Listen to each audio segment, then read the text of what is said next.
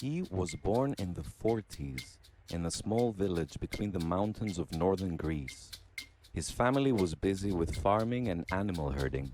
School was at a nearby village with no connection in between, so every morning he would have to walk an hour to school and back every afternoon, many of these times alone. And as if this wasn't enough, when he would be back from school, there was no time to see his friends or play outside. He would grab the shovel and join his father in the fields, digging the land. His only companion in all of this was his own voice. Singing to himself, he would walk for hours, singing to himself in the fields, in the mountains, under all conditions, through the cold winds and the rains in the winter, and the flaming hot sun in the summer. At the age of 14, he came back from school having failed a math test. When his father heard the news, he told him, "You are not made for letters or numbers. You are more useful to this family working in the fields. Go grab the shovel, you're late." Choice. Does he grab the shovel or does he leave the house? Are you sure? He's only 14. He has the equivalent of 20 cents in his pocket.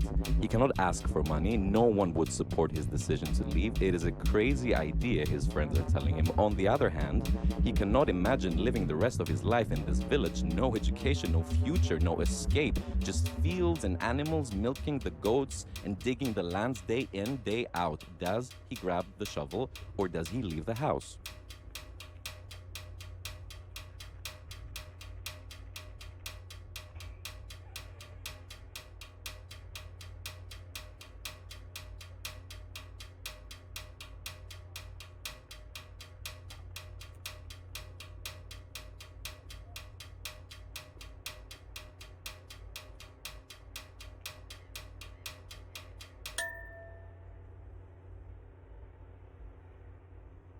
He leaves. He goes to Thessaloniki, the big city, where money is pouring from all sides, local and foreign investments transforming the city in the industrial capital of the Balkans. Steel factories, oil refineries, sugar, wood, ceramics, cookie factories, chewing gum factories, clothes, furniture, and of course a port. And not just any port, the busiest cargo port of the entire country, in a country that basically consists of ports. In this booming environment, he spends a few years working and living in construction sites until he has enough money to study. He then signs up for the Merchant Marine School. 1966. He's 20 years old and he's standing at the port of Thessaloniki. Recent graduate of the School of Merchant Mariners. Sleek hair combed to the side with a parting of military discipline, about to get on the biggest cargo ship he's ever seen in his life. His skills? Farming, herding animals, construction, and finally ship mechanic. Oh, and a very good voice. A skilled and well-practiced voice. But who has time for songs? Very little to be mentioned of his past. Not much to be seen in his future. He embarks on a cargo ship and leaves the country on a journey around the world that takes almost 20 years.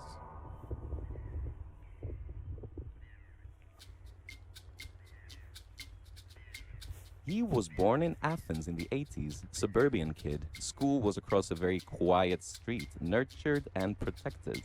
Son of a businessman, destined to inherit his father's company's secure future. With everything figured out for him, he had the space to develop. He started learning music at the age of 5, playing the piano and singing, entertaining his parents and the guests at the annual family gathering. But around the age of 14, he too failed a math test at school. And when he had to announce it to his father told him, "You need math to get to study business. There is no option for you to fail this test again. Keep your music hobby to the side and focus." But this boy had no interest in business. Music was what moved him, and soon discovered that it is more than a hobby. It can be an escape from stress, from duty, from fate. The year is 2008. He's 25 years old. His hair is thinned by all the exam stress, but he made it. He's a graduate of the music department, standing at the Athens airport, about to get on a plane to the UK for a master's in composition. His skills are many, but music is his only way out. If he stays back, Taking care of his father's business will be unavoidable. Besides, 2008 was also the beginning of the biggest financial crisis in the history of Greece. It seems that all those investments of the past came at a huge cost. Jobs were lost, shops closed, salaries and pensions were cut. No business was safe, and so he left. He left Athens. He left the country. Is this the right choice?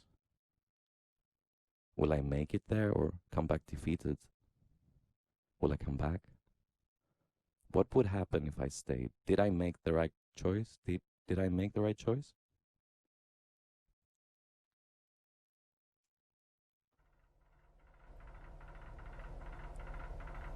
Deep in the belly of the beast, the engine room of the tanker, he is giving an uneven fight.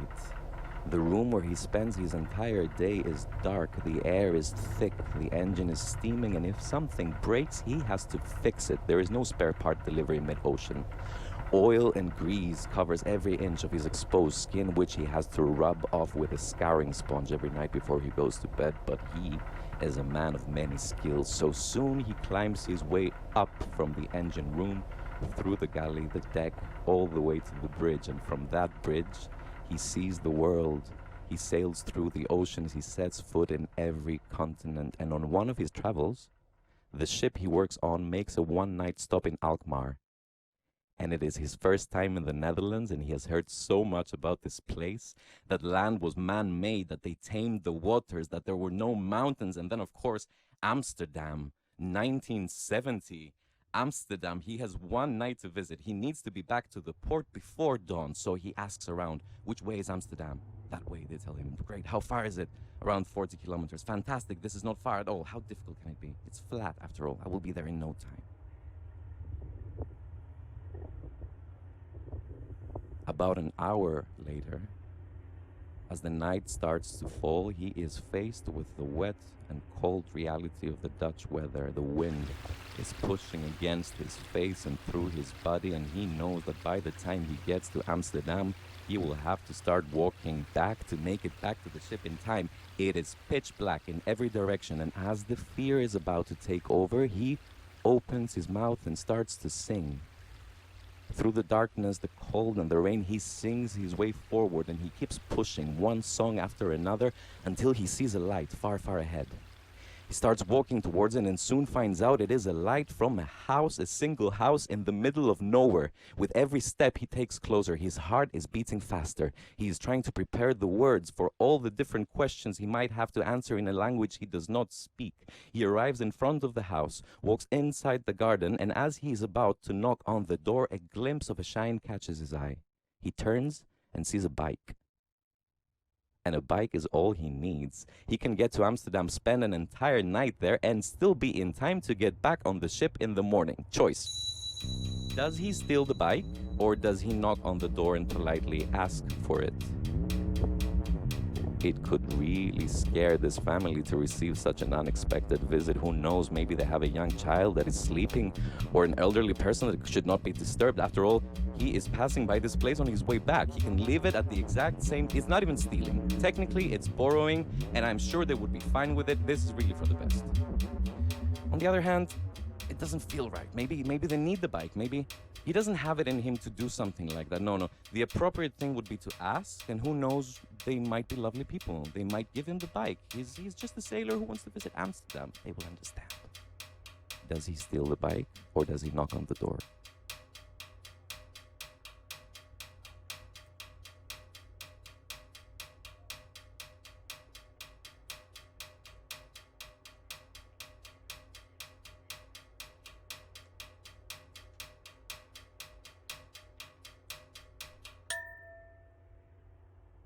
He knocks politely at the door, and he waits. And then he knocks again. And by the third time, he knows that Amsterdam is just a dream that will have to wait for another time. He gives up and he walks back to the ship. Another time never comes, and he never gets to see Amsterdam. And now the son was raised with a fear of drugs. Never try something if you don't know where it is coming from, his father used to tell him. Do not play with substances, you can get addicted and lose your mind. He grew up to play it safe. He never tested his limits, never played with fire. So when this boy finds himself in Amsterdam, 40 years after his father, and gets his hands on some ecstasy pills, he doesn't immediately take them. After he does some research about its effects and side effects, he takes one. He assumes that he has around 40 minutes before it kicks in. That's what Google said. And decides to go and get some snacks for later. He gets out of the house, takes one turn around the block, takes a second one, and boom, it hits him. The buildings and trees on both sides of the street grow tall, reaching for the sky. At once, all lines around him become visible. The lines of the tiles on the pavements and the bricks on the walls, the tram lines, the zebra crossings, the tree branches, even the lines of the stems inside the leaves against the sun, all of the lines are part of an interconnected grid. His vision is at 100%, and so are the rest of his senses. A car passes behind him, and through the roaring of the engine, he can hear the pistons clicking and tapping inside the cylinders. He can identify all the separate parts of the engine just by the sound they make. He can smell all the flowers in his street, and he can feel the temperature, direction, and force of the slightest breeze against his skin.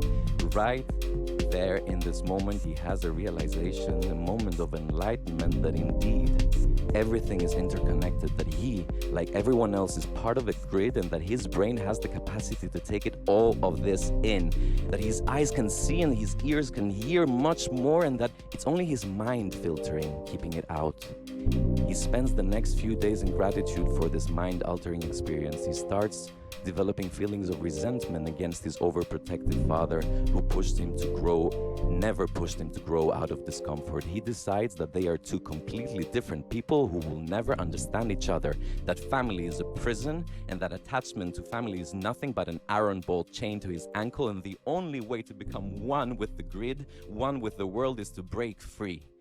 Coming down from this trip, he has a decision to make for himself. Choice. Do I go back to family to feel whole? Or can I do it all by myself? I mean, the family has been supporting so far. If it wasn't for their support, he wouldn't be here to have those epiphanies. He can't be ungrateful or disrespectful. He is not this person. Then again, does he have to make the choices of his parents? Does he need the stability, the house, the car, the family? Does he want a family?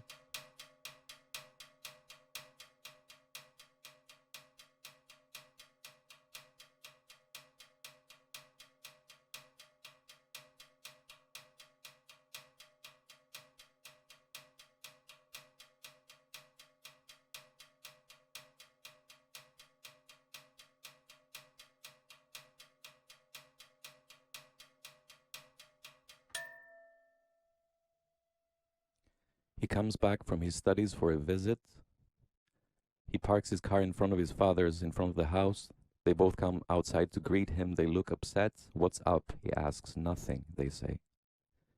A very tense dinner follows. The rattling of forks and knives on plates overshadowed any conversation that took place this evening. The next morning, his father exits the house. Through the window, he sees him throwing a bag at the back seat of the car. He hears the tires screech. A few days later, a message appears on his screen. "Sorry, son. I had to leave." Like that, not a reason, not a build-up, not an explanation, and he cannot believe that the man who raised him with family as the top value is now gone. Disappointed, he goes away, he continues his studies, he lives abroad, he builds a life by and for himself, a home away from home. Rarely calls his family. What family? He has an extended network of friends now. He lives across Europe and moves to Amsterdam, and somehow finds himself renting a studio at the new, fresh and hip area of NDSM, the old shipyard of Amsterdam. He is walking by the concrete slide, the slave helling, where they used to build and repair the tankers and cargo ships 40 years ago. And he tries to see it through the eyes of his father, and has all the images of the people working hard and all the heavy machines and the cranes and the metal and all the noise and the harsh life that comes with people trying to make something bigger than themselves. Shipping off into the water these tankers that exceed them in height and width by hundreds of times. And now he looks around, and between the cranes and the concrete, he sees graffiti artists and film crews and welders that make gigantic installations. And he thinks that this all looks very gentrified, and he is a big part of it. But at the same time, he likes to believe that this place still serves a similar purpose. People still gather here, creating an installation, a film, an idea, something bigger than themselves, and they ship it off into the water. And he looks around, and he thinks how for years he has been finding himself in all those ports, docks, and shipyards, in all these places where his father could be standing 40 years ago looking for the stories that he never heard from him, for the part of his father's life that he is missing, looking for the sounds, the colors, and the tastes, looking for the answers to the questions that lead a man's life. Why did he go? Why did he come back? Did he make the right choice? And he realizes that just like his father, who taught him that you can never lose by meeting a new person and to always look people in the eye when talking to them, he traveled around the world, meeting with people and communicating with them in whatever way possible, learning from every experience, and that by now that he is at the same age his father was when he first saw him, now he has all of the experiences, all of the sounds and the colors and the tastes, all of the stories and the answers from that part of his father's life that he has now lived himself.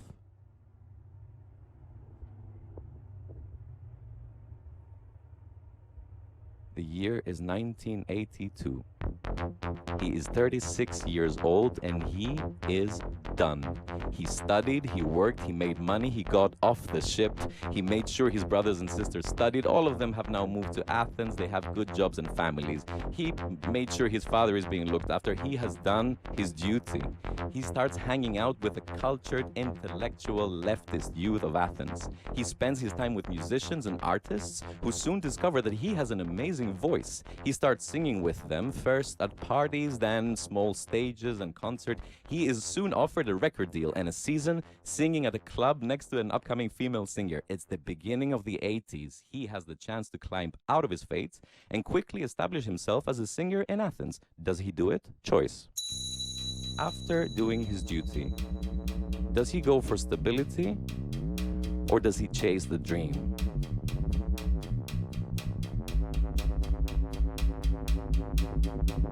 It would be so great, wouldn't it?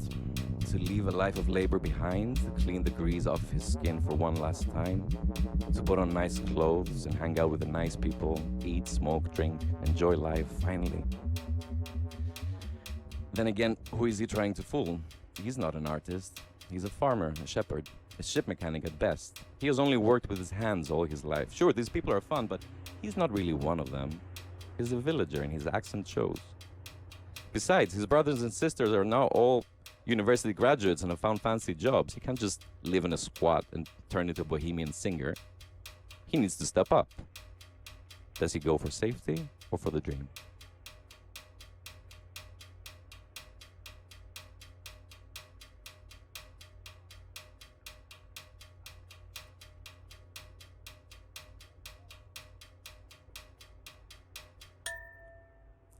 Fuck it. And fuck them with their judgment and their high expectations. I worked my ass off. I was in the sea for almost 20 years. I never stopped supporting them. They are all sorted now. They got what they wanted. Now it's my turn. I will not miss my chance. He rides the wave of the 80s and becomes a successful folk singer. He plays large events, nightclubs, summer tours. He does TV appearances, interviews, the whole lot. And that changes everything entirely.